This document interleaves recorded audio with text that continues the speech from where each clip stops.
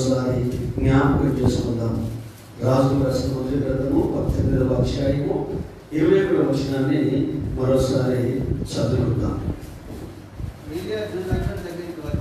Yes, ఇన్నాళ్ళు మట్టుకు మీరు రెండు తలంపుల మధ్య తడబడుతుందురు. అవును. యెహోవా దేవుడైతే ఆయనను అనుసరించుడి, బయలు దేవుడైతే వారిని అనుసరించడానికి ప్రకటన చేయగా జనులు అతనికి ప్రత్యుత్తరంగా ఒక మాటైన పలుకులు. ఆమేన్, హల్లెలూయా. చిన్న ప్రార్థన. ప్రేమ కలిగిన తండ్రి, నువ్వు ఆలోచనకర్త. అందుకే మానవుని ఆలోచించే విధానంగా సృష్టించావు. ఎవరికి లేని గొప్ప ధన్యత మనుషులమైన మాకుంది. మాట్లాడేవారు, ఆలోచించే తత్వం ఒక మనిషికి మాత్రమే ఇచ్చారు. రెండు తలంపుల గురించి, రెండు ఆలోచనల గురించి మీరు మమ్మల్ని సంధించాలి, సరి అయిన రీతిలో మమ్మల్ని నడిపించాలి. ఈ సమయం మీద యేసయ్యా, నన్ను మమ్మల్ని మీ ఆత్మవశంలో ఉంచుకొని నడిపించమని యేసు నామములో అడుగుతున్నాము తండ్రి. ఆమేన్. మంచిది. గత కాలం నుండి, గత దినాల నుండి, గత వారాల నుండి రెండు థాట్స్ ఉండడం వల్ల, రెండు తలంపులు ఉండడం వలన కొంత ఎట్లా నష్టపోతామో, ఒకవేళ ఒకే మైండ్ ఉంటే, వన్ మైండ్ ఉంటే, వన్ స్పిరిట్ ఉంటే ఎలా మనం ముందుకు వెళ్ళగలుగుతాము. చాలాసార్లు నేను సందర్భాన్ని బట్టి ఉపమానం చెప్పిన పరిస్థితి నాకు గుర్తొస్తుంది. ఒక సైంటిస్ట్ తన భార్య పిల్లలు ఉన్నారు. ఒక గదిలోకి వెళ్ళిపోయి ఒకటి కొత్తది కనుగొనాలన్న ఆలోచనతో, సాధించాలన్న తపనతో ఒక తపస్సు కార్యక్రమం లాగా తాను రీసెర్చ్ చేసే రూమ్లోకి వెళ్ళి డోర్ వేసుకున్నాడు, తలుపు వేసుకున్నాడు. భార్య పిల్లలు ఇంట్లోనే ఉన్నారు. ఆ ఇంట్లోనే ఆయనకు ఒక స్పెషల్ రూమ్ ఉంది. కాబట్టి తాను ఏదైతే కనుగొనాలనుకున్నాడో దాని మీద తన ఒంట్లో ఉన్న శక్తులన్నీ, తన మనసులో ఉన్న ఆలోచనలన్నీ ఒకే దాని మీద ఫిక్స్ చేశాడు.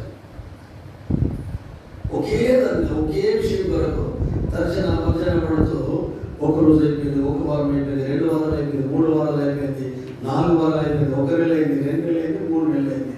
ఈ భార్య కంగారు పట్టింది.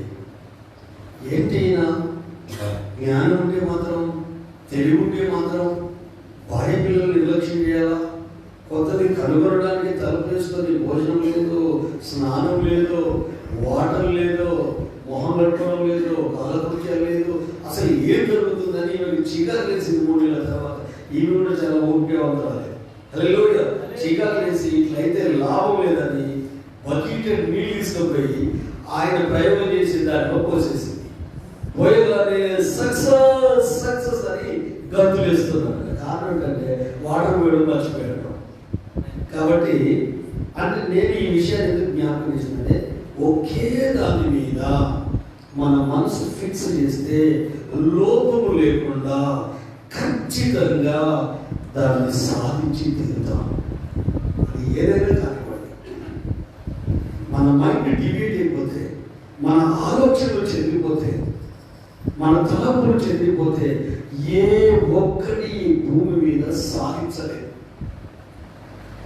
సక్సెస్ అయ్యే వ్యక్తులందరూ వాళ్ళు ఒకదాన్ని సాధించిన తర్వాత ఇంకొక దాని మీదకి వాళ్ళ మైండ్ మార్చుకుంటారు. అంటే నువ్వు సాధించేంత వరకు, నువ్వు ఛేదించేంత వరకు దాని మీదనే నీ మనసును ఫోకస్ చేయాలి, ఫిక్స్ చేయాలి. చాలా మంది నిరాశగా ఓడిపోవడం కారణం ఏంటంటే, నెలలో 2 నెలలో ప్రయత్నం చేస్తారు, సక్సెస్ రాదు. ఇంకో కొత్త ఆలోచన మీద మైండ్ పెడతారు, అది సక్సెస్ రాదు. ఇంకో ఇట్లా మొత్తం ఫెయిల్యూర్స్ ఉంటాయి. అంటే వీళ్ళకి ఓపిక ఉండదు. సాధించేంత వరకు ఏం చేయాలి? దాని మీదనే మనసు ఉంచి దాన్ని సాధించే దిశగా మనం ముందుకు వెళ్ళాలి. అలాగే ప్రభు అయిన ఆయన సన్నిధిలో ఉన్న బిడ్డలమైన మనం కూడా ఆయన మీదనే మనం మనసు ఉంచాలి. కొలస్సీలకు రాసిన పత్రిక 3వ అధ్యాయం 1 నుండి 2 వచనాలు చదువుకున్నాం. కొలస్సీలకు రాసిన పత్రిక, కొలస్సీ పట్టణంలో ఉన్న సంఘానికి పౌలు ఒక ప్రాముఖ్యమైన విషయాన్ని గుర్తు చేస్తున్నాడు. కొలస్సీ పట్టణంలో ఉన్న పరిశుద్ధులకు 3వ అధ్యాయం 1 నుంచి, మీరు క్రీస్తుతో మీరు యేసయ్యతో కూడా లేపబడిన వారైతే పైనున్న వాటినే వెతుకుడి. పైనున్న వాటి మీదనే వెలుగుడి. పైనున్న వాటినే వెలుగుడి. అక్కడ క్రీస్తు దేవుని కుడిపార్శ్వన కూర్చుని ఉన్నాడు. పైనున్న వాటి మీదనే గాని పైనున్న వాటి మీదనే కానీ సంబంధమైన వాటి మీద మనసు పెట్టుకొనకు. భూ సంబంధమైన వాటి మీద మనసు పెట్టుకొనకుడి. అనగా ఆమేన్. సరిపోతుంది. మీరు రక్షించబడిన ప్రజలైతే, మీరు మారుమనసు పొందిన వాళ్ళైతే, దైవ ప్రత్యక్షత కలిగిన బిడ్డలైతే, దేవుని వాక్యాన్ని విని బ్రతుకులు జీవితాలను మార్చుకున్న వాళ్ళైతే మీరు పైనున్న వాటిని వెతకండి. హల్లెలూయా. ఎందుకు? పైన క్రీస్తున్నాడు, పైన పరలోకం ఉంది, పైన పరిశుద్ధులు ఉన్నారు. మనము ఈ లోకానికి సంబంధించిన వారిని కావు. ఈ లోకంలో ఉన్నను భూ సంబంధమైన వాటి మీద మనసు పెట్టుకొనకుడి. మరి ఈ భూమి మీద ఏమున్నాయో అక్కడ బైబిల్ చెప్తుంది. చాలు. భూ సంబంధమైన ఆ. పొందితిరి. అవును. మీ జీవము క్రీస్తుతో కూడా దేవుని యందు దాచబడి ఉన్నది. ఆ. మనకు జీవమైన క్రీస్తు ప్రత్యక్షమైనప్పుడు ఆ. మీరును ఆయనతో కూడా మహిమయందు ప్రత్యక్షపరచబడదు. ఆమేన్. హల్లెలూయా. అంటే పరలోకములో ఉన్న మహిమను గురించి వివరించి చెప్తున్నాడు. మీ జీవము, మీ ప్రాణము క్రీస్తులో దేవుని యందు దాచబడింది. ఈ నిరీక్షణను మనం కోల్పోవద్దు. ఈ ఆలోచనని మనం వైదొలగొద్దు. కానీ రేపు పొద్దున అధిక బలం ఉంటే 70 సంవత్సరాలు, 80 సంవత్సరాలు, లేక 100 సంవత్సరాలు, కానీ నువ్వు చనిపోయిన తర్వాతనే అసలు జీవితం ఆరంభం ఉంది కనుక విశ్వాసమైన వారికి, రక్షించబడిన వారికి వాళ్ళ పౌరసత్వం పరలోకంలో ఉంది. వాళ్ళ ప్రాణము యేసయ్య జీవపు మూటలో ఉంది. ఈ వాక్కును నమ్మాలి. ఈ సత్యాన్ని నమ్మి నీవేం చేయాలంటే నీ మనసు పరలోకం మీద ఉండాలి, నీ మనసు క్రీస్తు మీద ఉండాలి, నీ మనసు దైవిక విషయాల మీద ఉండాలి. అలాగని భౌతిక విషయాలు నిర్లక్ష్యం చేయమని కాదు. అక్కడ ఉంటే ఇక్కడ ఉన్నవన్నిటినీ తెలివితో, జ్ఞానంతో నువ్వు డీల్ చేయగలుగుతావు. అందుకే మత్తయి సువార్తలో యేసుక్రీస్తు ఈ భూమికి వచ్చినప్పుడు ఆయన చెప్పిన మాట ఏంటంటే 6వ అధ్యాయం 31వ వచనంలో, మొదట నా నీతిని, నా రాజ్యమును వెతుకుడి, అప్పుడు మీకు అక్కరగా ఉన్నవేవో మీకు అనుగ్రహించబడతాయి. హల్లెలూయా. చదవడం మాటది. మత్తయి సువార్త 6వ అధ్యాయం 31వ వచనం.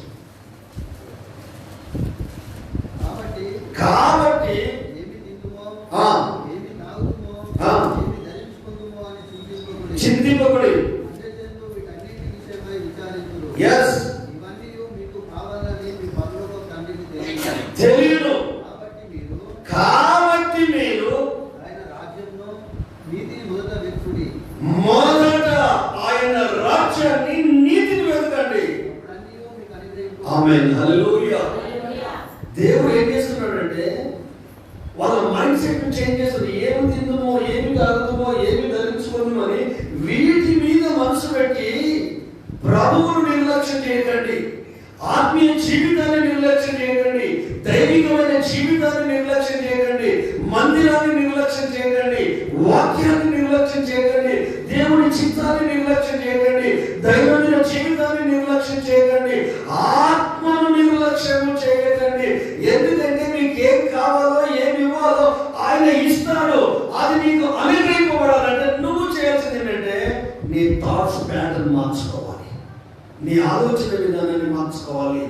మొదట నీవు దేవునికి స్థానం ఇస్తే దేవుడు నీకు బెస్ట్ ప్లేస్ ఇస్తాడు. ఫస్ట్ ప్లేస్ దేవునికి ఇస్తే నీకు బెస్ట్ ప్లేస్ ఇస్తాడు. హల్లెలూయా. చాలా మందికి తెలియక మిడిమిడి జ్ఞానంతో ఏవేవో ఆలోచించుకొని ప్రభువును పక్కకు పెట్టి, ప్రార్థనను పక్కకు పెట్టి, మందిరాన్ని పక్కకు పెట్టి, ఆత్మీయ జీవితాన్ని పక్కకు పెట్టి వేటి మీద మనసు నుంచి వెంపర్లాడుతూ ఉంటే సక్సెస్ దరిదాపులో కూడా రాదు. మొదట నీవు చింతించడం మానే, మొదట నీ ఓన్ మైండ్ తో ఆలోచించడం మానే. అది అన్యజనులు, అది యేసు లేదని వాళ్ళు బాధపడతారు. కాబట్టి నీకేం అవసరమో, ఎప్పుడు ఇవ్వాలో, ఎలా ఇవ్వాలో ఆయన ఇవ్వగలుగుతాడు. కానీ నీవు మొదట చేయాల్సిన పని ఏంటంటే ఆయన నీతిని వెతుకు, ఆయన రాజ్యాన్ని వెతుకో, నీకు అక్కరగా ఉన్నవిస్తా. ఇవి వినడానికి బాగానే ఉంటాయి. ఆచరించిన వాళ్ళని అడగండి, వారికి ఎప్పుడు ఏమి కావాలో దేవుడు ఇచ్చాడు. వెళ్ళి అడగండి, వాళ్ళు యవనస్తులుగా ఉన్నప్పుడు ఫుడ్ విషయంలో దేవుని చిత్తాన్ని వెతికారు. భోజనం సింపుల్, భోజనం ఏముందండి అని అనుకోవచ్చు. యవనస్తులకు మంచి ఫుడ్ తినాలనిపిస్తుంది, రుచికల ఆహారం తినాలనిపిస్తుంది, కంటికి నచ్చింది తినాలనిపిస్తుంది, నోటికి రుచి కలిగింది తినాలనిపిస్తుంది. అందుకని ఎక్కువ దాబాలలో, హోటళ్ళలో, ఇల్లు ఉన్నా అన్నీ ఉన్నా ఆన్లైన్లో బుక్ చేసుకొని ఇంటికి తెప్పించుకొని తినేవాళ్ళు ఉంటారు, హోటల్లో దాబాలలో తినేవాళ్ళు ఉంటారు. ఏదో మీరు ప్రయాణమై వెళ్ళారు, మార్గ మధ్యలో తింటున్నారంటే అది వేరు సంగతి. దీని కొరకే పని కట్టుకొని హోటల్కి పోయి తినేవాళ్ళు ఉన్నారు. దీని కొరకే పని కట్టుకొని పోయి ఒక సమయాన్ని ఏర్పాటు చేసుకొని కొంత అమౌంట్ పెట్టుకొని వాళ్ళకు నచ్చిన ఫుడ్ తినేవాళ్ళు ఉన్నారు. యూత్ అలా ఉంటారు. అంటే ఇక్కడ యూత్ మాత్రం ఏం చేస్తున్నారు? భోజనము తిని మమ్మల్ని మేము అపవిత్రపరచుకోము. వీళ్ళు ఎవరికి మొదటి స్థానం ఇస్తున్నారు? దేవునికి మొదటి స్థానం, దేవుని ఆలోచనకు మొదటి స్థానము. కానీ దేవుడు వారిని ఏం చేశాడు? ఆ దేశంలోనే ఉన్నతమైన స్థానంలో నలుగురిని నిలబెట్టాడు. వీళ్ళలాంటి జ్ఞానం కలిగిన వ్యక్తులు లేరట, వీళ్ళలాంటి మేధస్సు కలిగిన వ్యక్తులు లేరట ఆ రాజ్యంలో. అంటే దేవుడు ఏం చేస్తాడంటే, నువ్వు ఆయనకు ఫస్ట్ ప్లేస్ ఇచ్చి చూడు. మనసులో కనిపించాలని కాదు, నీ మనసులో, నీ ఆలోచనలో ఆయనకు మొదటి స్థానం ఇచ్చి చూడు. మొదటి స్థానం. ఇప్పుడు మందిరంలో కూర్చొని కూడా సెల్ ఫోన్ వాడేవాళ్ళు ఉన్నారు, మందిరంలో కూర్చొని కూడా ఫోన్ అయితే బయటకు వెళ్ళేవాళ్ళు ఉన్నారు. వాడి ఏం చేస్తారు? పిక్చర్. ఇక్కడ ఏసయ్య నిలబడి మాట్లాడుతుంటే, స్వరం నిలబడుతుంటే, నువ్వు టీచర్కి భయపడతావు, నువ్వు గురువుకు భయపడతావు, పోలీస్ స్టేషన్కి వెళ్తే అక్కడ మర్యాదగా ఉండవు, కలెక్టర్ ముందు వెళ్తే అక్కడ మర్యాదగా మాట్లాడతావు, కలెక్టర్ ముందు వెళ్ళిన తర్వాత వెళ్ళినవాడికి ఫోన్ వచ్చింది, నువ్వేం చేస్తావు? మాట్లాడతావు, మేడం కొంచెం సార్ కొంచెం ఫోన్ మాట్లాడతావా? అంతకంటే దరిద్రమో దౌర్భాగ్యమో ఈ మందిరం, దేవుని సన్నిధి. అందుకే థింకింగ్ చేంజ్ కావాలి. నీ ఆలోచన మారనంత వరకు నా దేవుడు నీ జీవితంలో మార్పు తీసుకురాడు. ఒక వ్యక్తి మారుతున్నాడంటే తన ఆలోచన విధానం మార్చుకున్నాడు.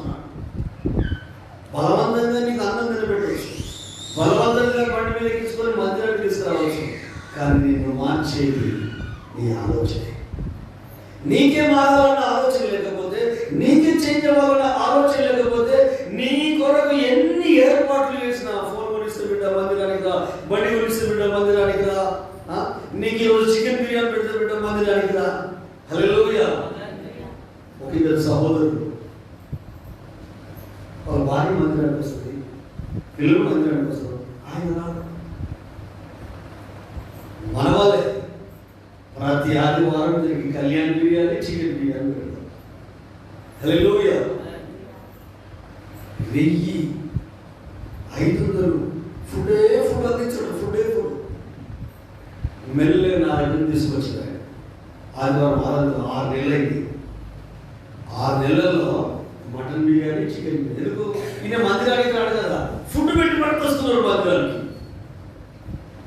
సరే, ఈ సంగతులు నాకు తెలుసు. ప్రార్థన చేశాను. ఈయన బాప్తిసం తీసుకుంటున్నాడు. వాసన దేని కొరకు బాప్తిసం? పశ్చాత్తాపం నుంచి పాపాన్ని ఒప్పుకొని యేసయ్య నా కొరకు చనిపోయి తిరిగి లేచాడన్న అవగాహన ఏ హృదయంలో కలుగుతుందో ఆ వ్యక్తి మారడానికి, మార్పుకు దగ్గరగా ఉన్నాడు కనుక అలాంటి వ్యక్తికి బాప్తిసం ఇవ్వాలి. ఈ వ్యక్తి ఏం చేశాడంటే, నేను బాప్తిసం తీసుకుంటున్నాను. ఆ తర్వాత ఒకరోజు ఆయన కలిశాను, ఈ ఇద్దరిని కలిశాను. ఈయన ఎందుకు ఆరాధనకు వచ్చాడు అంటే, అదోటి ఇదోటి ఆశ చూపి మందిరానికి తీసుకురావాలి, యేసయ్య ప్రేమ చెప్పి మందిరానికి తీసుకురావాలి, యేసయ్య శిలువ త్యాగం చెప్పి మందిరానికి తీసుకురావాలి. నేను బాప్తిసం ఇవ్వనన్నా, ఇవ్వలేదు కూడా. ఒక 1 year అట్లాగే వాయిదా అయిపోయింది. ఆ తర్వాత నిజమైన రిపెంటెన్స్ స్టార్ట్ అయింది, నిజమైన మారు మనసు స్టార్ట్ అయింది, నిజమైన పశ్చాత్తాపం స్టార్ట్ అయింది. మనకు అర్థమైపోతుంది. అప్పుడు ఆ వ్యక్తికి బాప్తిసం ఇచ్చాను. హల్లెలూయా. నేను ఎందుకు ఈ మాటలు చెప్తున్నానంటే, మన మైండ్, మన ఆలోచన మారనంత వరకు, మారాలని మనకు థాట్ పుట్టినంత వరకు మార్పు మనకు రాదు. హల్లెలూయా. మారడానికి మనం ఇష్టపడం. దేవుడు పరిశుద్ధాత్మ ద్వారా కొలసి సంఘంలో ఉన్న వారికి భూ సంబంధమైన వాటి మీద మనసు పెట్టుకొనకుడి.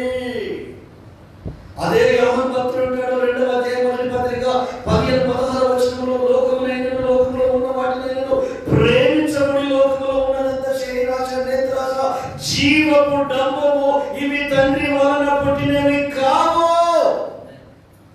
లోకముల ఆశ గతించిపోతుంది, కానీ దేవుని చిత్తము చేయవాడు నిరంతరము జీవిస్తాడు.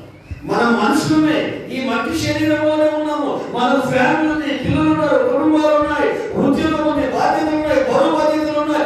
ఇవన్నిటిని నువ్వు నిర్వర్తిస్తున్నావంటే దేవుడు ఈవిగా ఇచ్చిన ఆత్మ నీ లోపల ఉంది. నరుని ఆత్మ యెహోవా పెట్టిన దీపము. అన్ని ఆయన నుండే యూజ్ చేసుకుంటావు, ఆయన ద్వారానే వృద్ధిలోకి వస్తావు, అభివృద్ధి చేస్తావు. ఆయననే నిర్లక్ష్యం చేస్తావు, ఆయన సన్నిధిని నిర్లక్ష్యం చేస్తావు, ఆయన పరిచయం నిర్లక్ష్యం చేస్తావు, ఆయన ప్రార్థనను నిర్లక్ష్యం చేస్తావు, ఆయన మందిరాన్ని నిర్లక్ష్యం చేస్తావు, ఆయన పనిని నిర్లక్ష్యం చేస్తావు. నీలో ఉన్న ఆత్మ ఎవరిది? ఒకడు లోకమంతా సంపాదించుకొని వారి ఆత్మను పోగొట్టుకుంటే ఏమి ప్రయోజనము? నిన్ను నన్ను పశువులను, జంతువులను, చతుస్పద పురుగులను చేయలేదు. తన పోలిక చొప్పున, తన స్వరూపమందు తన కొరకు మనల్ని చేసుకున్నాడు. హల్లెలూయా. అందుకే మానవుడు నేను చెప్తాను, ప్రాణము, శరీరము, ఆత్మ మూడిటి కలయికే మనిషి. హల్లెలూయా. జంతువులకు, పశువులకు ప్రాణం, శరీరం ఉంటుంది, ఆత్మ ఉండదు. ఆత్మ ఉంటే ఇలాగా మాట్లాడగలుగుతుంది, ఆత్మ ఉంటే ఇలాగా ఆలోచించగలుగుతుంది. ఆ సంఘంలో ఉన్న పరిస్థితులు చెప్తున్నాడు, మీ మనసు, మీ ఆలోచన భూసంబంధమైన వాటి మీద పెట్టుకోకండి. పరలోకంలో ప్రభు కుడి పార్శ్వంలో కూర్చున్నాడు, అక్కడ ఉండాలి మీ మనసు. మీరు భూమి మీదనే ఉన్నా, మీరు లోకంలోనే ఉన్నా, మీకు ఫ్యామిలీస్ ఉన్నా, మీ ప్రధాన ఆలోచన ప్రభువును చుట్టుకొని ఉండాలి. అలా ఆయన మీద ఉంటే నీకేమైనా అన్యాయం జరుగుతుందా, అవమానం జరుగుతుందా, నష్టం జరుగుతుందా? కేవలం ఆయన మీదనే ఆలోచన పెట్టుకున్నాడు దానియేలు. చదవాల్సిన అవసరం లేదు. 6వ అధ్యాయంలో ఉంటుంది, దానియేలు నమ్మకస్తుడై ఏ తప్పైనను నేరమైనను చేయువాడు కాదు గనుక రాజు కానీ రాజ్యానికి కానీ నష్టము కలగకుండా లెక్క ఒప్ప చెప్పవాలని కింద ఉన్న ముఖ్యమంత్రులందరికీ, అధిపతులందరికీ, ప్రధాన అధిపతులందరికీ అతడు వార్నింగ్ ఇచ్చి, మోసం చేయదు, అన్యాయం చేయదు, నీకు అప్పగింపబడిన లెక్కను అప్పగించు అని నిజాయితీగా, నిర్దోషిగా, యథార్థంగా ప్రభువుకు భయపడుతూ తన జీవితాన్ని గడుపుతూ ఉన్నాడు. ఆమేన్. దానియేలు లాంటి జ్ఞానం కానీ, దానియేలు లాంటి శ్రేష్టమైన బుద్ధి కానీ ఆ రాజ్యంలో ఎవరికి లేదట. అది అర్జిస్తే వస్తుందా? దేవుడు కృప ఇస్తే వస్తుంది. హల్లెలూయా. దేవుడు కృప ఇస్తే వస్తుంది. పోయిన వారం విషయాలనే ఒక అమ్మాయి వచ్చింది, వాళ్ళ డాడీతో కలిసి వెయిట్ చేసుకుంది. ఏదో ఎగ్జామ్ అడగము, ఈ మధ్యలో మన ప్రవీణ్ కుమార్ సార్ పిలుచుకొని ½ అన్ అవర్ ఆమెతో మాట్లాడాడు. తెలుసు కదా ప్రవీణ్ కుమార్ సార్. హల్లెలూయా. దళితులంటే, ఎస్సీ ఎస్టీ వాళ్ళంటే వాళ్ళు వృద్ధి చెందాలి, వాళ్ళు ఎదగాలి, ఎవరన్నా మంచిగా చదువు వాళ్ళని చాలా ఎంకరేజ్ చేస్తారు. ఆయన ట్విట్టర్లో పెట్టాడు ఆ అమ్మాయి గురించి. హైదరాబాద్ అమ్మాయిని పిలిపించుకొని అమ్మాయితో మాట్లాడి మోటివేట్ చేశారు. 2 యూనివర్సిటీలు ఉన్నాయి, ఒకటి ఢిల్లీలో ఉందట, ఒకటి హైదరాబాద్లో ఉందట. 12 లక్షల మంది ఎగ్జామ్ రాశారు, సీట్లు 17. హల్లెలూయా. అందులో ఆంధ్రప్రదేశ్ నుండి 3 తెలంగాణ నుండి ఈ అమ్మాయి ఎన్నికైంది. హల్లెలూయా. ఇండియాలో 5th ర్యాంక్ వచ్చింది, తెలంగాణలో 1st ర్యాంక్. హల్లెలూయా. ఆ పిల్ల మాట్లాడుతున్న మాటలు కూడా నాకు ఆశ్చర్యం. పాస్టర్ నేను దేవుని అంటే హాస్టల్లో చదువుకోండి, బ్యాక్గ్రౌండ్ ఏం లేదు, ట్యూషన్ లేవు, డబ్బులు లేవు. అసలు ఆ దానికి ఆశ్చర్యపడ్డాడట. చాలా మంది పెద్ద పెద్ద వాళ్ళు ఫోన్ చేసి అమ్మాయిని అభినందించారు. మన మందిరానికి చెందిన బిడ్డ, అఖిల వర్గానికి చెందిన బిడ్డ, వాళ్ళ అమ్మ నాన్న రక్షించబడ్డారు. కానీ అమ్మాయికి దేవుడు అంటే భయము, భక్తి. బైబుల్ ఎప్పుడు అబద్ధం కాదు. మా జ్ఞానం ఉన్నదని మనం మర్చిపోతాం, తెలివి ఉన్నదని మనం మర్చిపోతాం. బైబిల్ అంటుగా యెహోవా యందు భయభక్తులు కలిగి ఉండుటయే జ్ఞానమునకు మూలము. భయభక్తులు ఎంత జ్ఞానం ఉన్నది, అక్కడికి వచ్చే జ్ఞానం కాదు. నేను బాప్తిసం తీసుకుంటాను, నాకు బాప్తిసం ఇవ్వండి. ఎప్పటి నుంచో దేవుని మీద ఆధారం. దేవుని మీద ఆధారపడితే మనం సక్సెస్ ఇస్తాం. మన తెలుగు మీద ఆధారపడితే తోటపరుగు ఎరువులు దాకా అక్కడ పోయి అలసిపోతాం. దేవుడు అనంతుడు, ఆయన సర్వంతర్యామి, ఆయన సర్వ సృష్టికర్త, ఆయన సర్వజ్ఞాని, ఆయన సర్వశక్తిమంతుడు. ఆయనను తక్కువ చేసుకోవద్దు, ఆయన సన్నిధిని తక్కువ చేసుకోవద్దు. నమ్మితేనే ఆయన మహిమను చూస్తాం. ఆయన నెరిగి బలము కలిగిన వాడు గొప్ప కార్యము చేస్తారని అదే దానియేలు గ్రంథంలో ఉంది. దానియేలు ఆ స్థాయికి ఎక్కడానికి నేను అప్పుడప్పుడు గుర్తున్నప్పుడల్లా సందర్భించినప్పుడు చెప్తాను. ఇప్పుడు కాంగ్రెస్ ప్రభుత్వం వచ్చిందనుకో, ఈ ఐపీఎస్ ఐఏఎస్ ఆఫీసర్లు చేంజ్ చేస్తారు, వాళ్ళకి అనుకూలంగా ఉన్న వాళ్ళని పెడతారు. ఆ పార్టీకి అనుకూలంగా తెలుగుదేశం పార్టీ వచ్చిందనుకో, వాళ్ళకి అనుకూలంగా ఉన్న వాళ్ళు మిగతా వాళ్ళందరినీ ట్రాన్స్ఫర్ చేస్తారు, బదిలీ చేస్తారు. ఒకవేళ టీఆర్ఎస్ ప్రభుత్వం వచ్చిందనుకో, వాళ్ళకి అనుకూలంగా ఉన్న ఐపీఎస్ ఐఏఎస్ ఆఫీసర్లనే వాళ్ళు ఎన్నిక చేసుకుంటారు. కానీ 3 పార్టీలు మారినాయి దానియేలు కాలంలో. డిఫరెంట్ రాజులు వచ్చారు, కానీ దానియేలు మాత్రం మారలా. హల్లెలూయా. పార్టీలు మారినప్పుడు, వేరే పార్టీ వచ్చినప్పుడు ఇదే వాళ్ళని కంటిన్యూ చేయడం, వీళ్ళకి అనుకూలంగా ఉన్న ఆఫీసర్నే వీళ్ళు తీసుకుంటారు. అంతేనే కదా, ఇది జగన్ సత్యం. కానీ దానియేలు చేద్దామని పార్టీలు మారినాయి. ఒక్కొక్క పార్టీకి అధికారం వచ్చింది, ఒక్కొక్క రాజుకు అధికారం వచ్చింది. డిఫరెంట్ రాజులకు అధికారం వచ్చిన దానియేలు మాత్రము ఆ 3 రాజ్యాలు పరిపాలిస్తున్న సమయంలో ఆయన కూడా కీ పోస్ట్ లో ఉన్నారు. మానవులకు అర్థంగా రాకపోయినా ప్రభు నమ్మిన వాళ్ళకి అర్థమవుతుంది, ప్రభు మీద ఆధారపడే వాళ్ళకి అర్థమవుతుంది, దేవుని అందుకున్న వాళ్ళకి అర్థమవుతుంది. ఇందులో ఉన్న మాధుర్యం ఇందులో ఉంది. యెహోవా ఉత్తముడని రుచి చూచి తెలుసుకోండి. నీ మనసు దేవుని మీద అనుకోవాలి. ప్రతి పరిస్థితిలో నువ్వు యేసయ్యను ఇన్వాల్వ్ చేయి. నీ తెలివితో 100 ఎగ్జామ్లు రాదు, నీ తెలివితో 100 ఇంటర్వ్యూలు అన్నట్టుగా రాదు. నీ తెలివికి దేవుని సహాయంతో రావాలి. ఆయన సహాయం తీసుకో. రాజే రాజ్యాన్ని జయించిన వ్యక్తే, ఎన్నో సక్సెస్ఫుల్ అనుభవాలు ఉన్న దావీదు మహారాజే ఆయన అనే మాట ఏంటో తెలుసా? నా దేవుని సహాయముతో నేను ప్రాకారాలు దాటుతాను, సైన్యాలను జయిస్తాను. మనకున్న జ్ఞానం విడివిడి జ్ఞానం. చెవులు అది సముద్రంలో చెవు వస్తే చెవు నీళ్ళు వస్తాయి, బిడ్డ వస్తే బిడ్డ నీళ్ళు వస్తాయి. సముద్రం అంతా రాదు, చెరువు అంతా రాదు. హల్లెలూయా. నీవు ప్రభువు లేకుండా నువ్వు ఏ ప్రయత్నం చేసినా అది కన్నీళ్లతో ముగించబడుతుంది. ఏదో భౌతికమైన తృప్తిని కనిపిస్తుంది కావచ్చు, కానీ ఆత్మలు మాత్రం సాటిస్ఫాక్షన్ అంటారు. కొలసి సంఘానికి చెప్తున్న మాట ఏంటంటే, మీరు ప్రభువుని, మీరు రక్షణ అనుభవంలో ఉన్నారు, మీరు దేవుని మార్గంలో నడుస్తున్నారు. కాబట్టి మీ మనసు దేని మీద ఉన్నదన్నా? భూ సంబంధమైన వాటి మీద. అసలు భూ సంబంధమైన అంటే భూ సంబంధమైన ఏంటో ఎఫెసీయులకు రాసిన పత్రిక 2వ అధ్యాయము 5వ వచనం చదువుతాం. ఎఫెసీయులకు రాసిన పత్రిక 2వ అధ్యాయం 5వ వచనం చదువుదాం. ఒక్క నిమిషం నేను ఒక్క నిమిషం రెఫరెన్స్ కొంచెం నా జ్ఞాపకం సరైతే నేను చెప్పిన తర్వాత చదవండి. హెచ్ఎల్ 3:5 క్షమించాలి. కొలస్సీ 3:5 కరెక్టే. ఆమేన్. థ్యాంక్ యూ తమ్ముడు.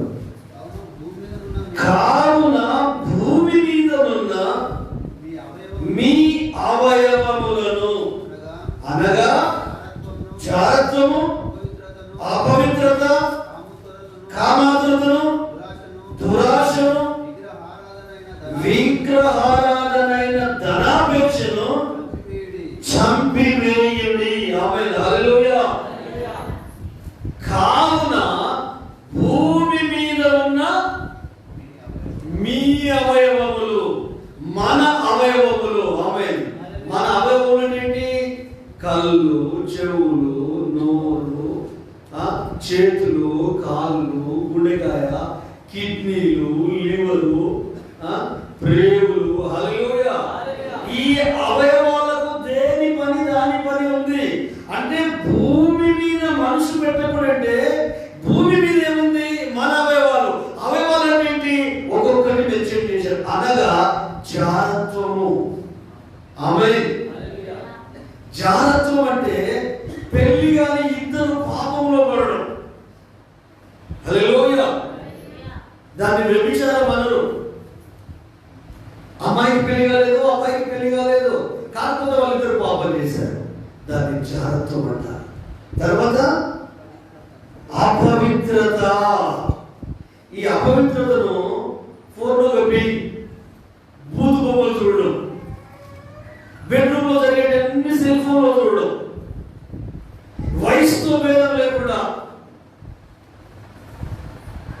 ఎంత అంటే దాని వలన మనసు అపవిత్రమైపోతుంది, ఆలోచనలు అపవిత్రమైపోతాయి, హృదయము అపవిత్రమైపోతుంది.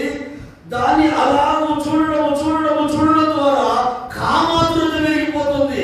ఈ కామాతురత పెరిగినప్పుడు తల్లి, చెల్లి, అక్క ఇవన్నీ తేడా లేకుండా మనసు గుడ్డిదైపోతుంది. వాళ్ళు ఎన్ని కేసులు మనం టీవీలో చూడలేదు. మానవ కేసు చంపి పసిపిల్లలు కూడా చూడకుండా, 2 సంవత్సరాల పాపని కూడా చూడకుండా వరంగల్ చరిత్ర లేదు.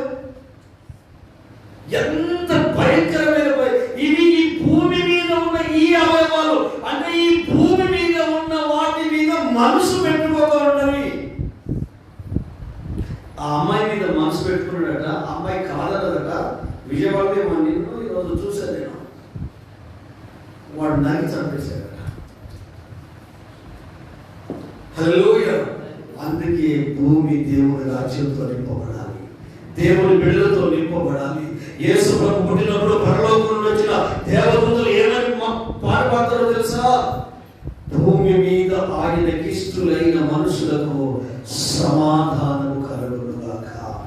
ఆమేన్. ఆయన శాంతి ప్రపంచాన్ని ఏలాలి, ఆయన నెమ్మది ప్రపంచాన్ని ఏలాలి. రాజులు మారినా, రాజ్యాలు మారినా, పార్టీలు మారినా, రాజకీయ నాయకులు మారినా, ప్రభుత్వాలు మారినా, ఏమి మారినా మనిషి లోపల మార్పు ఒక యేసయ్య ద్వారా మాత్రమే వస్తుంది. సమాజ స్థాపనకు చట్టం కాదు, తుపాకి కొట్టడం కాదు. అప్పుడు తెల్లదొరలు ఉండే, ఇప్పుడు నల్లదొరలు వచ్చారు. ఏమైనా లాభం తినడమే. మనిషి హృదయంలో స్వార్థం సచ్చిన రోజే నిజమైన నెమ్మది వస్తుంది. ఆ స్వార్థం యేసయ్య ద్వారా మాత్రమే జరుగుతుంది. లేకుండా హెచ్చు తగ్గులు, తారతమ్యాలు, పేదోని ప్రేమించడం చెప్పండి. ఇంతెందుకు మీరు ప్రేమిస్తారా? పేదలు ఎంత బ్యాక్గ్రౌండ్ లేదు, ప్రేమిస్తారా? ఖండబలం లేదు, బుద్ధిబలం లేదు, భుజబలం లేదు, మంది బలం లేదు, మార్బలం లేదు. ఇష్టపడతారా? మాట్లాడతారా? వాళ్ళని పలకరిస్తారా? వాళ్ళతో స్నేహం చేస్తారా? మరి మనమే క్రైస్తవు. హల్లెలూయా. సేమ్ కేటగిరీలో దోషలేదు. హల్లెలూయా. పేరు పలుకుబడిలో వీళ్ళు దోషలేదు. ఇక్కడ అలా ఉండకూడదు. ఎవరైతే బ్యాక్వర్డ్, ఎవరైతే చేతులిచ్చి మోరల్ సపోర్ట్ ఇచ్చి పైకి ఎదిగించాలి. మార్వాడ్స్ వాళ్ళలో ఉంటుందండి మంచి వాళ్ళదానిలో ఉన్న పేరు ఉండడం. ఈ మొత్తం జనం అంతా కలిసి మనకు షాప్ పెట్టి మనం చేసి మళ్ళా వాళ్ళంత స్థాయికి తీసుకొస్తారు. మనం వాడు ఎందుకంటే కానబడి పోతారు. హల్లెలూయా. వాడు ఎదిగితే నేను తట్టుకోలేదు, వాడు బాగుపడితే నేను తట్టుకోలేదు. భూమి మీద ఉన్న అవయవములు, మీ అవయవములు, చేతులు మనం వాడుకుంటున్నాం, కళ్ళను మనం వాడుకుంటున్నాం, చెవులను మనం వాడుకుంటున్నాం, మెదడును మనం వాడుకుంటున్నాం, కాళ్ళు మనం వాడుకుంటున్నాం. మన శరీర అవయవాల్లో మన కొరకు మనం ఉపయోగించుకుంటున్నాం. నువ్వు ఉద్యోగం చేస్తున్నావు, పని చేస్తున్నావు, నువ్వు పరిగెత్తుతున్నావు, నువ్వు పొలం దున్నుతున్నావు, నువ్వు పనులు చేస్తున్నావు, నువ్వు మాట్లాడుతున్నావు, నువ్వు ఇంటిని చక్కబెట్టుకుంటున్నావు, పిల్లలు చదివిస్తున్నావు. అంటే నీ సర్వ శరీరాన్ని ఉపయోగించి నీవు అభివృద్ధి చెందుతూ ఎదుగుతూ ఉన్నావు. అలాగే భూమి మీద ఉన్న అవయవాలు ఎట్లయితే మనం ఉపయోగించుకుంటున్నామో, సాతానుడు కూడా నీ ఆత్మ సంబంధమైన జీవితాన్ని పాడు చేయడానికి నేను కామాతురతలో పడేస్తాడు, అపవిత్రతలో పడేస్తాడు, జారత్వంలో పడేస్తాడు. ఇంకా దేంట్లో పడేస్తాడా? చదువు. దురాశ, చెడ్డ గుణం దురాశ లేదు. దురాశ గర్భమును ధరించి పాపమును కనును, పాపం పరిపక్వమై మరణమును కనును. ఆశ ఉండడం తప్పు కాదు, దురాశ ఉండొద్దు. ఆశ అంటేనేమో రైతు ఆకాశం వైపు చూసి ఏం చేస్తాడు? తొలగరి జల్లుల కొరకు ఎదురు చూస్తాడు. తొలగరి జల్లులు పడ్డాయనుకో భూమిని దున్నుతాడు, నెలను దున్నుతాడు, విత్తనాలు వేస్తాడు. కానీ ఎప్పుడు చింతించడు.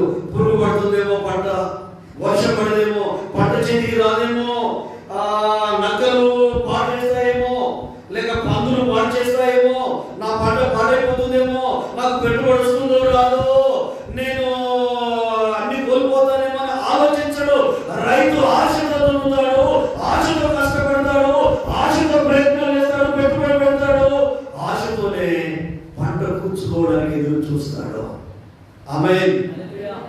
ఆశ తప్పు కాదు, దురాశ తప్పు.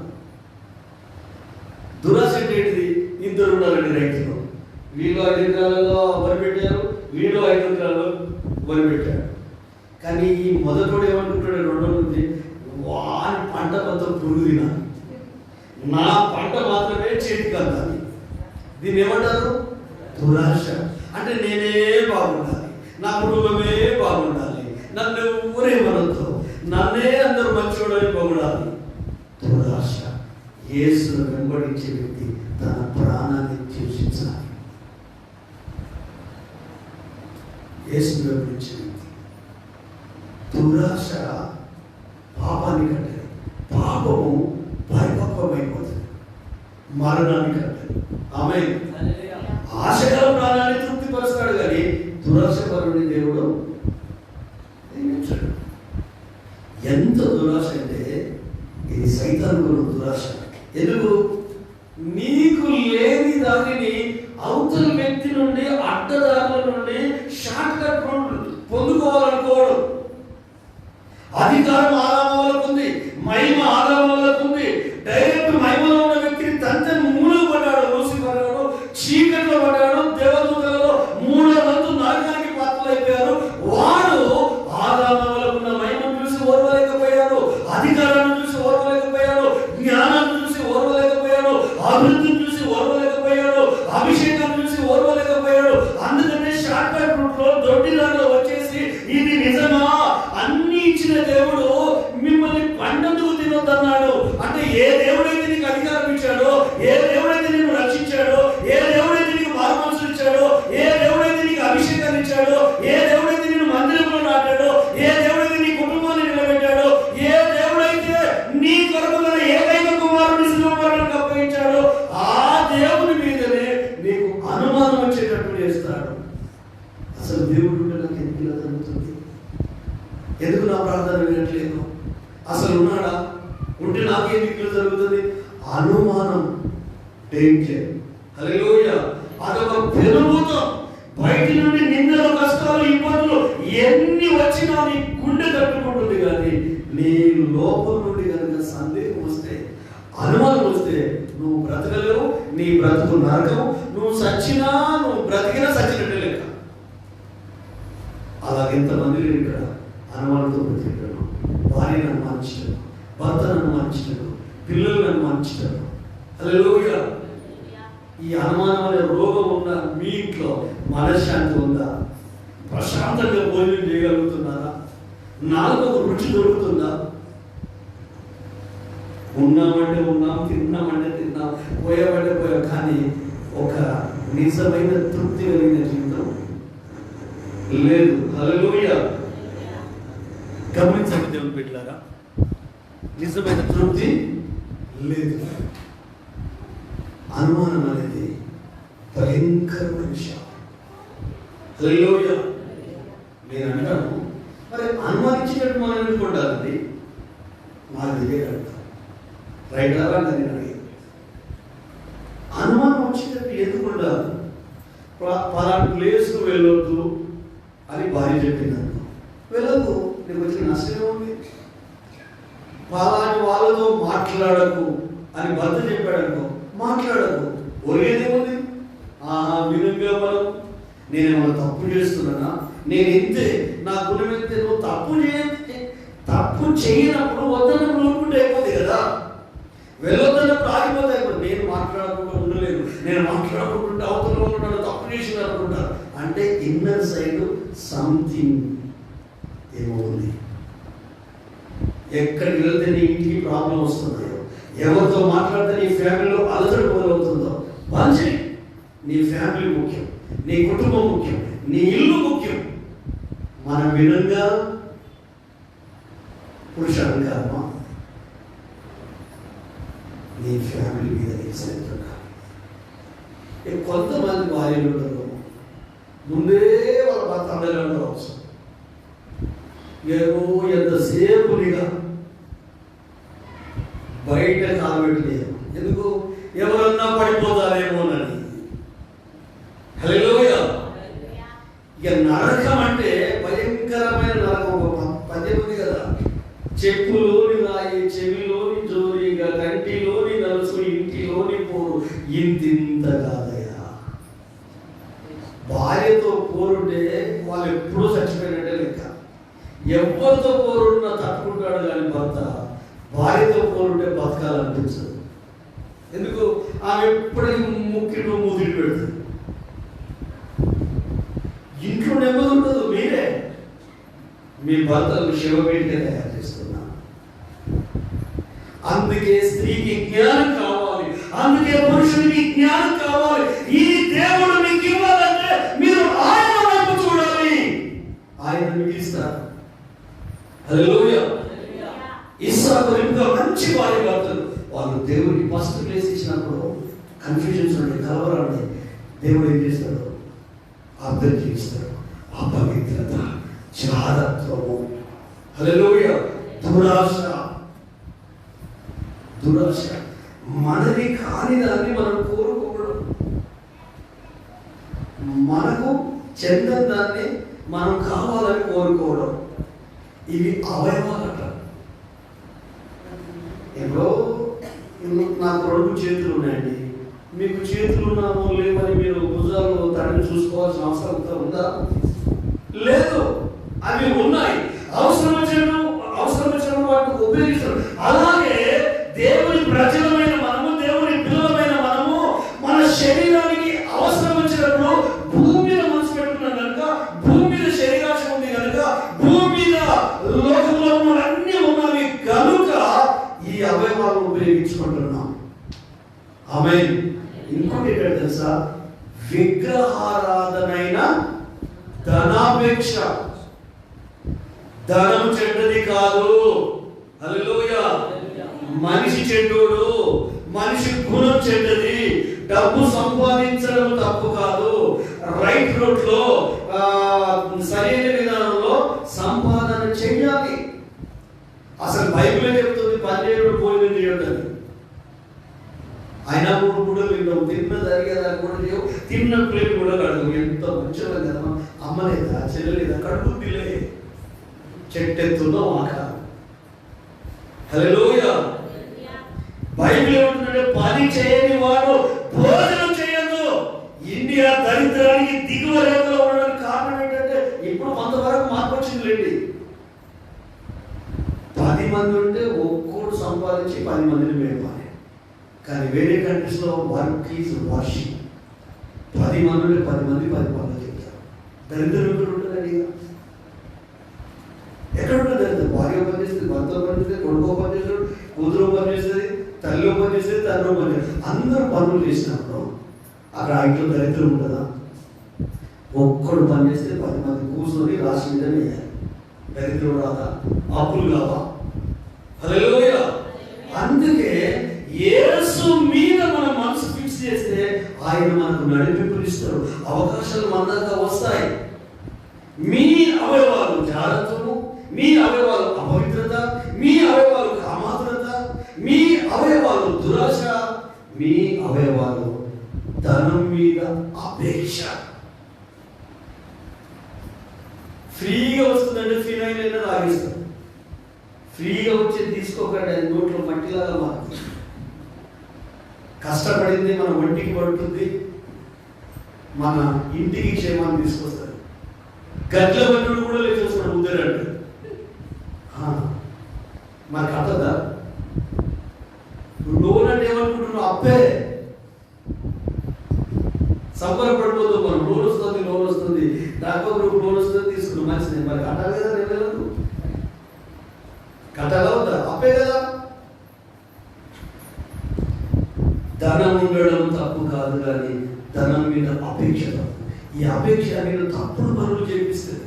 ఈ అపేక్ష ఈ రోజు యూత్ పిల్లలట, నేను ఎప్పటికప్పుడు వార్తలు చూస్తుంటే ఈ రోజులో ఉన్న యూత్ భయంకరంగా చెడిపోయి వాళ్ళు ఒళ్ళమ్ముకొని డబ్బు సంపాదిస్తున్నారట. తల్లిదండ్రులు తెలియకుండా లక్షల వాళ్ళ అకౌంట్లలో రైట్ నౌ ఈ జనరేషన్. అందుకే నీ మనసు మారాలి, అందుకే నీ ఆలోచన విధానం మారాలి. నీ ఆలోచన దేవుడై ఉండాలి. ఆయన నీకు సమస్తాన్ని ఇస్తాడు. మొదట ఆయన నీతిని, రాజ్యాన్ని వెతుకు, అప్పుడు అవన్నీ నీకు అనుగ్రహింపబడును. పైన వాటి మీద మనసు పెట్టు. పరలోకమందు ప్రభు కుడి పార్శ్వమందు, తండ్రి కుడి పార్శ్వమందు యేసు ఉన్నాడు. యేసు ఆలోచనకర్త, నీకు ఆలోచన అందిస్తాడు. యేసు ఆయన ఏమైనా చేయగలుగుతాడు. ఆయన మీద ఆధారపడి ఆయన వైపు చూసిన వారు ఎప్పుడు చనిపోయిన చరిత్రను సృష్టించి చరిత్రలోకి ఎక్కారు. యవనస్తులే కానీ ప్రభు నిలబడి ప్రాణాలు అర్పించారు. ఆ టైంలో దేవుడు వాళ్ళని కాపాడి రాజ్యాన్ని, రాజు శాసనాన్ని మార్చేశాడు. ఏప్రిల్ దేవుడు నిజమైన దేవుడు అని చెప్పేశాడు. దానియేలు అంటే రాజుకు చాలా ఇష్టం. కానీ రాజు దగ్గరికి ఒక బ్యాచ్ వచ్చింది.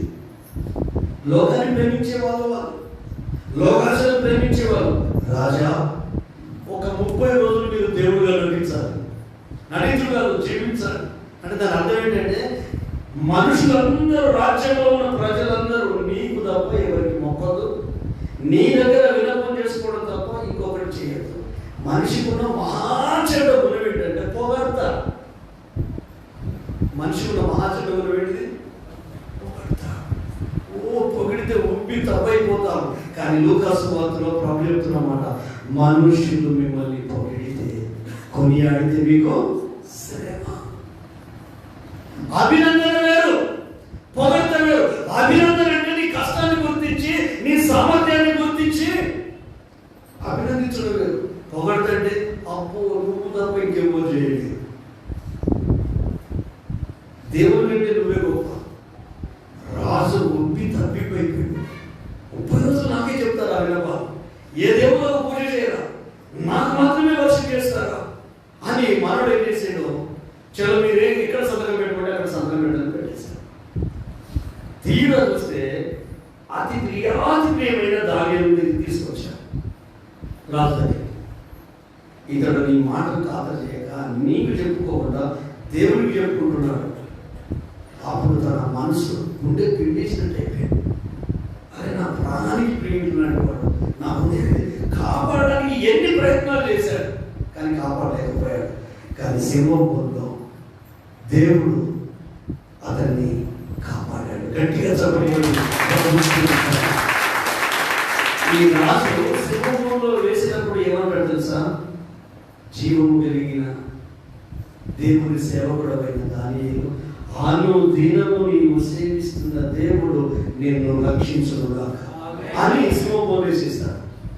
మళ్ళీ తెల్లవారు వెళ్ళి జీవం కలిగిన దేవుడు సేవకుడమైన దానియేలు, నీ దేవుడు నిన్ను రక్షించేనా అంటే అతను అంటాడు, నా దేవుడి దృష్టికి నేను నిర్దోషిని.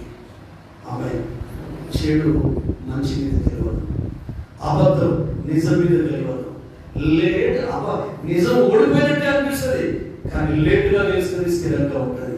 అందుకని అబద్ధానికి ఎందుకు అట్రాక్ట్ అవుతున్నారు, నిజంగా ఎందుకు పూజిస్తున్నారు, నిజంగా దాని మీద మీ మనసును ఎందుకు వశపరచుకుంటున్నారు, ఇవన్నీ ట్రాష్.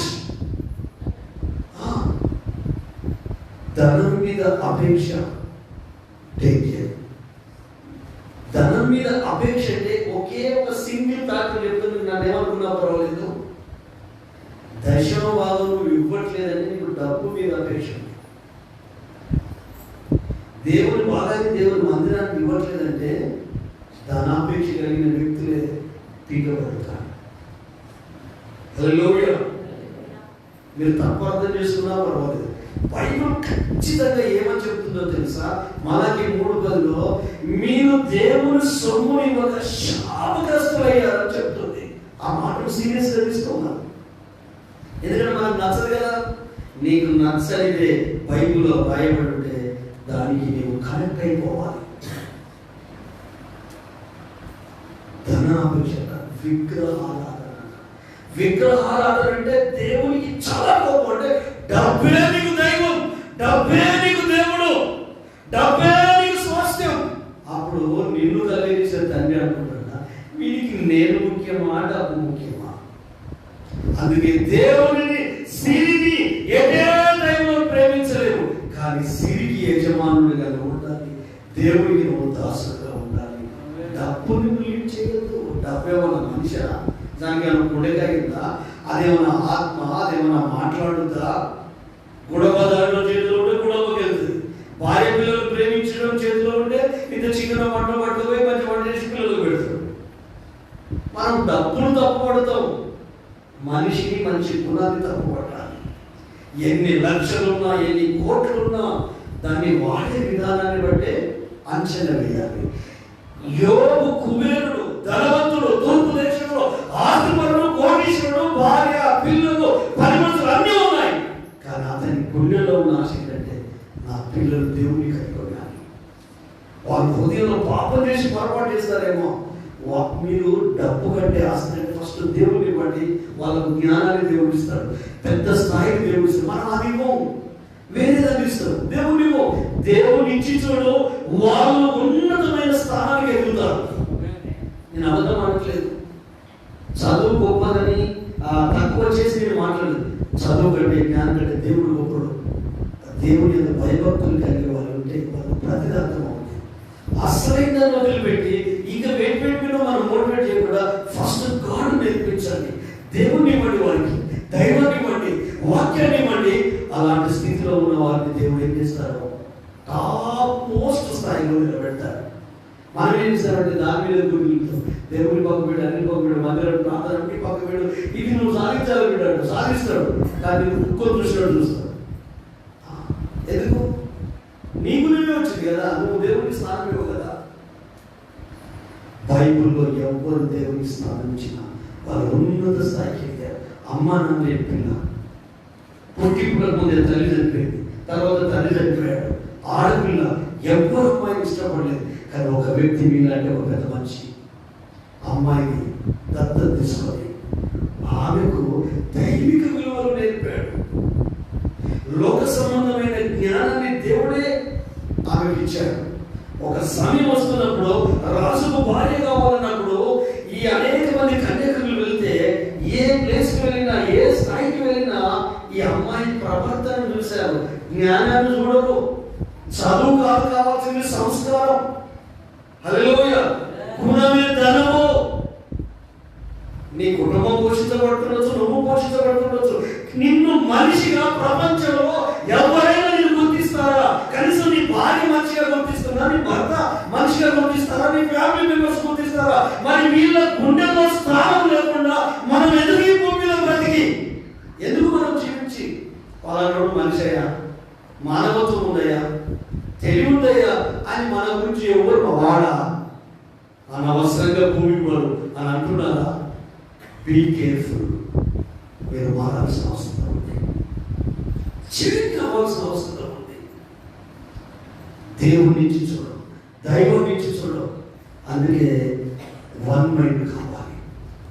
4 ఆలోచనలు ఉండే జరగదు, 10 ఆలోచనలు ఉండే జరగదు. ధనం మీద ఉన్న అపేక్ష మీద, దేవుడి మీద ఉన్న విశ్వాసం లేదు. ధనం చెడ్డదని నేను ఎప్పుడు చెప్పాను. చాలా మంది విశ్వాసులు పాస్టర్లు కూడా ధనం పాపం ధనం పాపం అంటారు. ధనం పాపం కాదండి. నువ్వు కిరాణా షాప్కి వెళ్ళాలి, చిల్లర సామాన్ తీసుకోవాలి, డబ్బులు ఎప్పుడు వస్తుందా? నువ్వు రూమ్ రెంట్ కట్టాలి, డబ్బులు ఎప్పుడు వస్తుందా? బండిలో పెట్రోల్ పోసుకోవాలి, డబ్బులు ఎప్పుడు పోస్తారా? మరి ఎందుకు డబ్బు పాపం అని బోధిస్తారు? నేనంటాను, మనిషి యాటిట్యూడ్ పాపం. డబ్బు ఎడల మనిషికి ఉన్న వైఖరి పాపం. డబ్బు ఎడల ఉన్న మనసుకున్న స్వభావం పాపం. ఒక వ్యక్తి ఉన్నాడు, చాలా ధనవంతుడు. కంపెనీ, ఆ కంపెనీ బ్రాండ్, ఆ కంపెనీ 3000 మంది ఆ కంపెనీలో పనిచేస్తారు. అతనికి 5 పిల్లలు, వాళ్ళకు పెళ్లి చేశాడు. భార్య, ఫ్యామిలీ, కుటుంబం, కోట్ల రూపాయల ఆస్తి, కోట్ల రూపాయల టర్నోవర్. కానీ ఆ మనిషికి డబ్బు మీద ఉన్నంత భార్య మీద కానీ, పిల్లల మీద కానీ, కుటుంబం మీద కానీ, బంధువుల మీద కానీ, రక్త సంబంధుల మీద కానీ ప్రేమ, ఆప్యాయతలు, అనురాగము ఇవన్నీ ఏమీ లేవు. కాబట్టి అతను సర్వెంట్, నేను యజమానుడి. ఈ రిలేషన్ ఉంది కానీ వేరే రిలేషన్ లేదు. వచ్చాడు, అయ్యా నా భార్య సౌహృదలో ఉందయ్యా, ఒక 2 లక్షలు ఇస్తే నా భార్య నేను కాపాడుకుంటాను, హాస్పిటల్ తీసుకెళ్తాను అంటే ఈ మనిషి ఉంటున్నాడు, నీకెంత జీతం? అంతకు ముందు లోన్ తీసుకున్నావు కదా, కాబట్టి నేను ఇవ్వలేదు. 4 రోజులలో భార్య చనిపోయింది. చేయగలిగే స్థితి ఉంది, చేయలేకపోయాడు. ఆ తర్వాత ఇంకొక వ్యక్తి, నా కూతురు పెళ్లి చేసుకోవాలయ్యా, పెళ్ళి అయిపోయాడు. ఎట్లా నేను జాబ్ చేస్తున్నాను కదా, నా జాబ్ నుండి కట్టి పెట్టు, ఒక 5 లక్షలు ఇవ్వు అంటే అతను కఠినంగా ఉన్నట్టే. డబ్బుకు విలువించే ఏ వ్యక్తి అయినా మనిషికి, మానవత్వానికి, సంబంధాలకు విలువివ్వరు. డబ్బు శాశ్వతం కాదు. చనిపోయినా మనం బ్రతకాలి అందరి గుండెలు. అలాగని దారాదత్తం చేయమనట్లేదు, అలాగని ఎదురుగా వచ్చే దాయకు లక్షలు ఇవ్వమని చెప్పట్లేదు. కామన్ సెన్స్ ఉండాలి, కామన్ సెన్స్ ఉండాలి. హల్లెలూయా. అది దేవుడు ఇస్తాడు. ఆయన మొదటి స్థానంలో పెడితే, ఆయన రాజ్యాన్ని మొదలుపెడితే వ్యవహారం అంతా సూపర్విజన్ ఆయనకి ఇస్తాడు. దేన్ని ట్రాఫిక్ జామ్ అయి ఆ కుదుపునేటట్టు చేయడం, సంబంధాలు వీకెంట్ చేయడం వెళ్ళ. చివరికి భార్యకు అవసరంలో ఒక 10,000 ఇవ్వండి, పాపకి ఏదో పిలుస్తాడు కాదు ఇవ్వడు. ఇట్లా మొత్తం చూస్తే ఏమైనా డబ్బుకి ఇచ్చిన ఫ్యామిలీ కానీ, వర్కర్స్ కానీ ఎవరికి ఇవ్వలేదు. ఒకరోజు అనారోగ్యం పాలైపోయాడు మనిషి. అనారోగ్యం పాలై హాస్పిటల్ పడితే ఒక్క వ్యక్తి నుంచి చూస్తాడు. భార్య చూడట్లేదు, బిడ్డలు చూడట్లేదు, అల్లుడు చూడట్లేదు, 10 మంది మంచిగా వారికి ఎవరు చూడట్లేదు. కానీ ఆ హాస్పిటల్ ఏంటంటే నర్సుండే హాస్పిటల్. ఏది? క్యాథలిక్ వాళ్ళు, కేరళ సిస్టర్స్, వాళ్ళు సొంత మనిషిని చూసుకుంటారు. దగ్గరుండి టైంకు 12 గంటలకు లేపి ఆ గోళీలు ఇవ్వడం, ఇంజక్షన్ ఇవ్వడం, డే పరిచయం చేసుకుంటే మానవుడు ఆలోచనలో పడ్డాడు. నా అయ్యి కాదు, నా భార్య కాదు, నా భార్య నా దగ్గర రాలేదు, నా కొడుకు కూడా రాలేదు, నా అల్లుడు బిడ్డ రాలేదు. నేను ఎంతో మందికి లైఫ్ ఇచ్చాను, జీతాలు ఇస్తున్నాను, నా కంపెనీలో వాళ్ళకు జాబ్ ఇచ్చి వాళ్ళ కుటుంబాలు పోషించడానికి కారణమయ్యాను. ఒకటి లేదు చౌరతులు ఉంటే వీళ్ళు ఎవరు ఇంత శ్రద్ధతో చేస్తున్నారని తన ఆలోచన మారింది. తప్పు కాదు, ప్రేమను పంచాలని తెలుసుకున్నాడు. అప్పుడు పిలిచాడు, భార్య వచ్చింది, వారి నన్ను క్షమించింది బాబా, 2 లక్షలు ఇస్తే భార్య బ్రతికింది. అది నాకు గిల్టీ ఫీలింగ్ ఉంది. మీ బాబు నాడే, మీ బాబు చదువుకున్నప్పుడు కూడా చెప్పారు 5 లక్షలు కావాలని, ఇక చెక్ తీసుకో. వారిని పిలిచాడు, కూతురు పెట్టి అప్పో సపోర్ట్ చేసినాను, ఇది 10 లక్షలు తీసుకో. భార్యను పిలుచుకున్నాడు, పిల్లల్ని పిలుచుకున్నాడు, ఫ్యామిలీ మెంబర్స్ అందరూ పిలుచుకొని నన్ను క్షమించండి, కావాల్సుకుని ఇలా ప్రవర్తించలేదు. డబ్బు నా మనసుకు గుడ్డితనం కలిగేసేది. సంపాదన భార్య విలువ, భర్త విలువ, పిల్లల విలువ తెలియకుండా చేసింది. ఒక జంతువు కంటే హీనంగా ప్రవర్తించాను. నేను కావాల్సుకొని చేసింది కాదు. ఈ హాస్పిటల్లో నాకు జ్ఞానోదయం అయింది. వాళ్ళు ప్రేమ చూపించారు, శ్రద్ధ పెట్టారు. 1 రోజులలో చనిపోవాల్సి నేను 2 వారాలలో మరణాన్ని చేయించాను. దానికి కారణం వీళ్ళు చూపించిన ప్రేమ, వేసిన గోళీలో ఇచ్చిన ఇంజక్షన్లో కాదు, ప్రేమే నన్ను బ్రతికించింది. వాళ్ళు చూపిన శ్రద్ధే నన్ను బ్రతికించింది. ఒట్టి మనుషులు చూపించిన ప్రేమకే అతను మరణాన్ని చేయించి రియలైజ్ అయితే మరి నిజమైన ప్రేమ ఒకటి ఉంది. అది అదాపే ప్రేమ. మనం ఇంకా శత్రువులమై ఉండగానే మన కొరకు ఒక వ్యక్తిని అనగా దేవుని కుమారుని ఈ లోకానికి పంపాడు. ఆ ప్రేమ రుచి చూసాము, ఆ తండ్రి యొక్క అభిషేకాన్ని పొందుకున్నాము. ఆయన ఆలోచనలు నీకు తెలుసు, ఆయన గుణగణాలు నీకు తెలుసు, ఆయన వ్యక్తిత్వం నీకు తెలుసు. ఈ బైబిల్ గ్రంథమైన హృదయము, బైబిల్ 24 గంటలు చదివే వ్యక్తి చేంజ్ అవుతాడా అవడా చెప్పండి? మారుస్తుంది. దక్షిణ కొరియాలో తాగించేవారి బుద్ధుని పూజించే వ్యక్తి, బౌద్ధ మతాన్ని పుచ్చుకున్న వ్యక్తి 19 సంవత్సరాల వయసులో రోజు 3 ఉద్యోగాలు చేసేది. ఎందుకంటే వాళ్ళ దేశాన్ని దక్షిణ కొరియా వాళ్ళు ఇతర దేశం వాళ్ళు యుద్ధం మీద వాడుకునేది కనుక ఎక్కువ యుద్ధాలు జరగడం వలన ఆ దేశం దరిద్రానికి దిగువరెక్కలో ఉండేది. కాబట్టి పొట్ట తిప్పుల కొరకు రోజు 3 ఉద్యోగాలు చేసేది. ఇటు ట్యూషన్ చెప్పుకుని ఇంకొక పని చేసేది, ఇంకొక పని చేసేది. అలాంటి ఆ వ్యక్తికి 19వ ఏటనే క్షయ వ్యాధి సోకింది. రక్తం కక్కుతూ చావు దగ్గర అయిపోయాడు. జీవితం ఆరంభం కాకముందే ముగించాల్సి వచ్చింది. ఒక 5వ తరగతి అమ్మాయి అతని దగ్గరికి వెళ్ళి యేసుక్రీస్తు గురించి మాట్లాడితే దూషించాడు, ద్వేషించాడు, బాధ పెట్టాడు, హింసించాడు. ఒక రోజు గట్టిగా తిట్టాడట. అప్పుడు ఆ పిల్ల మోకాల మీద ఏడుస్తూ ప్రార్థన చేస్తుంటే వేడి కన్నీటి చుక్కలు చెక్కుల మీద నుండి చాలు మారుతున్నాయట. ఏదో అది దేవుడు లేడు అనే మనిషి, ప్రేమ లేని వ్యక్తి, కఠినమైన మనిషి. డాక్టర్ చెప్పాడు 3 నెలల కంటే ఎక్కువ నువ్వు బ్రతకవని. నేను చావుతో పోరాటం చేస్తుందేమో మతం మార్చుకోమంటుంది. ఈ పనికిరాని పిల్లలు ఈసరించుకొని చివాకు పెట్టిన ఆ పిల్ల బాధపడట్లేదు, ద్వేషించట్లేదు, మోకాళ్ళని ఏడుస్తూ ఉంటే కనికరం అంటే ఏంటో తెలియని బౌద్ధ మతం నేర్పించిన ఆ జ్ఞానం నాకు కనికరాన్ని, మానవత్వాన్ని ఇవ్వలేదు. నేను ఏమి కాను, నా కొరకు ఈ అమ్మాయి ఇవ్వడం ఏంటి?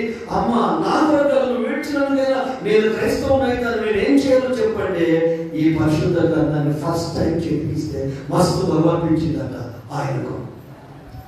ఆదికాండం తీసేట చదువుతామని ఆమె దగ్గర అయ్యా వద్దు, ఇది పూర్తి కాకుండా నువ్వు చనిపోతావేమో, మత్తయి సువార్తను స్టార్ట్ చేయని చెప్పిందట.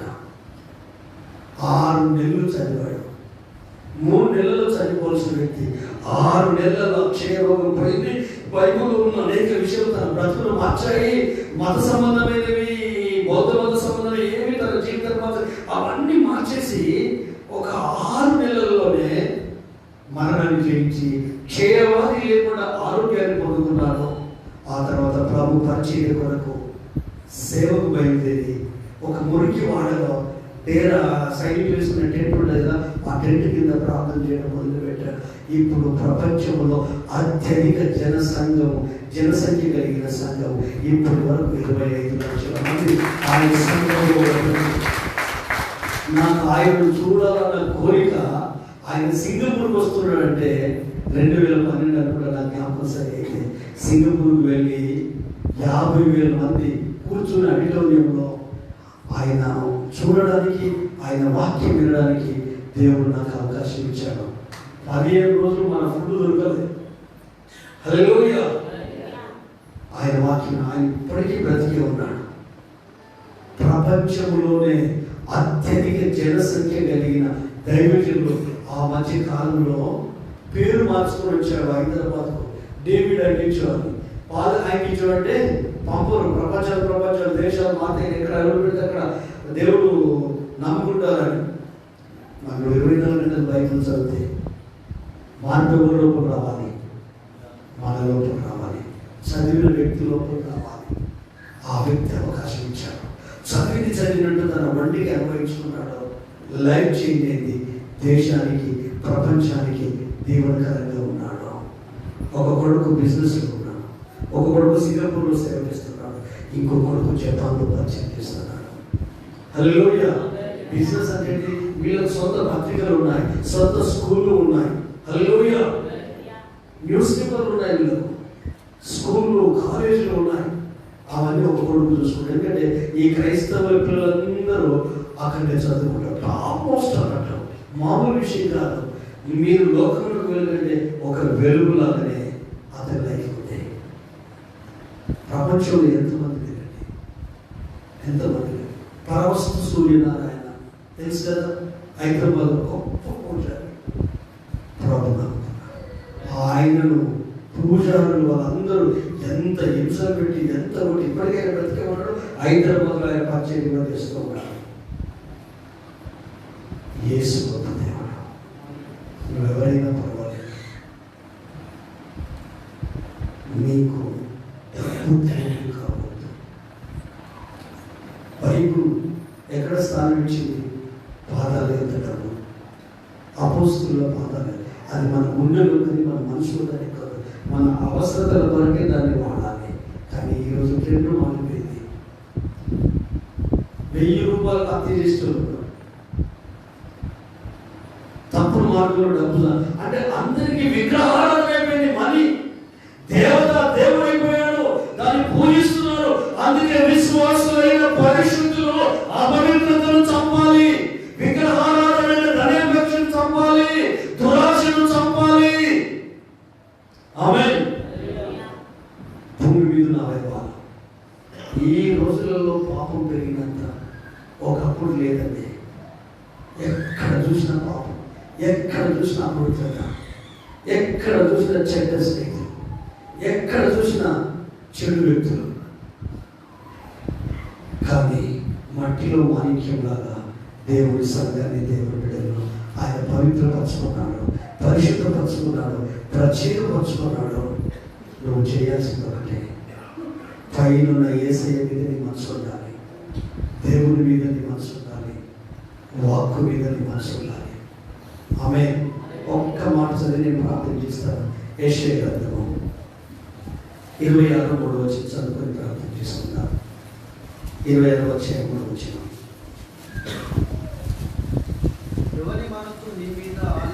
ఎవరి మనస్సు నీ మీద ఆనుకున్నదో వారిని నీవు పూర్ణ శాంతి గలవారిగా కాపాడుదు. ఏలయనగా అతడు నీ యందు విశ్వాసం ఉంచి ఉన్నాడు. ఆమేన్. ఎవరి మనసు నీ మీద ఆనుకున్నదో వారికి శాంతి ఇస్తాడు. ఒక్క నిమిషం అందరం లేచి నిలబడదామా? లేచి నిలబడి మనం కళ్ళు మూసుకుందామా? నా ప్రభుని ప్రేమిస్తున్నాడు. ఎంత కాలం రెండో తనతో ఉంటావు, ఎంత కాలం రెండో ఆలోచనల వద్ద ఊగిసలాడిపోతాం. ఈ కాలంలో చూస్తే ఉదాహరణకు కొడుకున్నాడు అనుకో, ఈ కొడుకు ఇటు తల్లి ఇటు భార్య. భార్యనేమో నందమ్మా, ఆమె జీవితాంతం తోడుడానికి వచ్చింది, మరణమేడమా. తల్లినేమో నందమ్మా, తల్లి లైఫ్ ఇచ్చింది. ఈ రెండింటి మధ్య ఊగిసలాడే కొడుకు ఎంతమంది లేరు. అయితే తల్లికి దేవుడి జ్ఞానం ఉంటే, భార్యకు దేవుడి జ్ఞానం ఉంటే, కొడుకుకు దేవుడి జ్ఞానం ఉంటే ఆయనలో నెమ్మది. రెండు తలంపులకు అర్థం కావడం వరకు మనకు తెలిసిన ఉదాహరణ చెప్పాను. ఎవరిని వైపున్నా, ఇటు తల్లి వైపునే భార్య కోపం, ఇటు భార్య వైపునే తల్లి కోపం. అలాగో నీవు రెండు తలంపుల మధ్య నలిగిపోతున్నావేమో. నువ్వు దేవుని మీద ఆధారపడితే, నీవు దేవుని వైపు చూస్తే, బైబిల్ అంటుంది దేవుని జ్ఞానము నీకు సమాధానాన్ని ఇస్తుంది. పై నుండి వచ్చే జ్ఞానము మొట్టమొదట పవిత్రమైనది, పరిశుద్ధమైనది, సులభముగా లోబడినది. పక్షపాతము లేనిది. హల్లెలూయా. ఒక నిమిషం తప్పుడు చదువు. యాకోబు పత్రిక 3వ అధ్యాయం. అందరూ కళ్ళు మూసుకోండి. యాకోబు పత్రిక 3వ అధ్యాయం.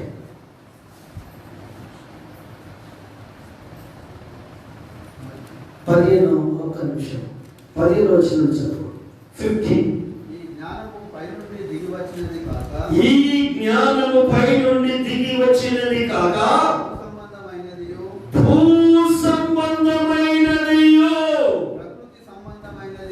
ప్రకృతి సంబంధమైనది దయ్యముల జ్ఞానము ఏలయనగా మత్సరము వివాదము ఆర్గ్యుమెంట్ ఎక్కడ ఉండునో అక్కడ అల్లరియు ప్రతి నీచ కార్యములు ఉండును. భూ సంబంధమైన జ్ఞానము, భూ సంబంధమైన తెలివి, అది దయ్యముల తెలివి, అది అల్లరి, వివాదము, ఆర్గ్యుమెంట్, వాదన, గొడవ, కొట్లాటలు, అక్కడ ప్రతి నీచ కార్యాలు జరుగుతాయి. అయితే పైన వచ్చేది జ్ఞానము మొట్టమొదట పవిత్రమైనది. పైన వచ్చే ఆ మాటలు అయితే పైనుండి వచ్చు జ్ఞానము మొట్టమొదట పరిశుద్ధత, పవిత్రత, ప్రత్యేకత. అపవిత్రత అందులో ఉండదు, కామత్రత అందులో ఉండదు, ధనాపేక్ష అందులో ఉండదు, దురాశ అందులో ఉండదు.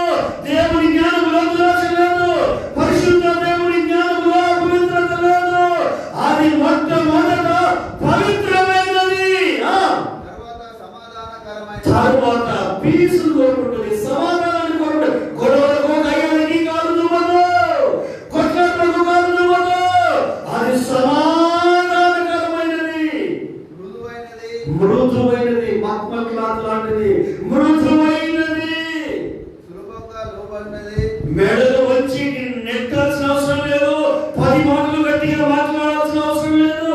చిన్నగా ఒక మాట చెప్పినా తేలికగా లోపడగలుగుతారు, తేలికగా అప్పగించుకోగలుగుతారు. దెబ్బ మీద దెబ్బ, కఠినంగా మాట్లాడి ఆ మాట చెప్పి ఈ మాట చెప్పి తిట్టి కొట్టి లోపడాలని చెప్పేది అనవసర అవసరము లేదు. సులభముగా లోపడాలని కనికరం, కఠినత్వం ఉండదు. మంచి మంచి మంచి మంచి పలుకులో, మంచి ఫ్రూట్స్, వాడిన ఫ్రూట్స్ కాదు, పురుగు పట్టిన ఫ్రూట్స్ కాదు, అది మంచి ఫలములతో నిండుకొనినది. పార్షాలిటీ, పక్షపాతము చూపదా, వేషధారణ లోపలలాగా బయటకులాగా ఉండదు. నీతి ఫలము సమాధానం చేయవారికి సమాధానమందు సిద్ధపడును. గట్టిగా చెప్పండి, ప్రభునామముని మహిమపరచుదాం. హల్లెలూయా, హల్లెలూయా. నా ప్రభు ఇచ్చే జ్ఞానం అది పైనుండి వస్తుంది. మీరు భూ సంబంధమైన వాటి మీద మనసు పెట్టుకోవాలి. పైనుండి వచ్చే జ్ఞానం నేను పరిశుద్ధంగా ఉంచుతుంది, పరిశుద్ధులుగా ఉంచుతుంది. పైనుండి వచ్చే జ్ఞానం నేను సమాధానంతో నింపి ఇతరులకు నువ్వు సమాధానం ఇచ్చే వ్యక్తి అవుతుంది. సులభంగా లోపడతావు, కర్ర పట్టుకోవాల్సిన అవసరం లేదు, గట్టిగా మాట్లాడాల్సిన అవసరం లేదు, తేలికగా లోపడతావు. మంచి పాల్గొన, పక్షపాతం ఉండదు, కనికరం ఉంటుంది, కనికరం ఉంటుంది, కఠినత్వం ఉండదు. అందుకే నీ మనసు పైన వాటి మీద ఉండాలి. అందుకే నీ మనసు యేసు మీద ఉండాలి. 2 తలంపుల మధ్య ఉండదు, 2 ఆలోచనల మధ్య ఉండొచ్చు ఉండదు. ఏం తక్కువగానివాడు, ఏం తక్కువగానివాడు, ఏం తక్కువగానివాడు. కష్టంలో నేను ఆదుకుంటాడు, కలవరాల నుండి తొలగిస్తాడు. 2 చేతులు పైకి కృతజ్ఞతాస్తుతులు చెల్లించి యేసు నామాన్ని